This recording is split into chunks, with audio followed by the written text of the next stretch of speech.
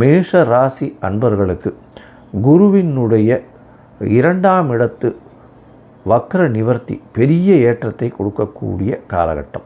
மொத்தத்தில் மேஷ ராசி குரு பெரிய ஏற்றத்தை கொடுப்பார். பணத்திற்கு பஞ்சம் இருக்காது. பரிவர்த்தனை யோகம் பெறுவதனால் பெரிய ஏற்றம் கிடைக்கக்கூடிய காலகட்டம். சுப செலவுகள் அதீதமாக இருக்கும். தொழிலில் பெரிய ஏற்றம் கிடைக்கக்கூடிய காலகட்டம். குடும்பத்தில் நல்ல மகிழ்ச்சி இருக்கும். வேலையில் புதிய மாற்றங்கள் ஏற்படக்கூடிய பாக்கியங்கள் உண்டு. புதிய கடன் ஏற்படும். தொழிலில் பெரிய வெற்றி கிடைக்கக்கூடிய வாய்ப்பு.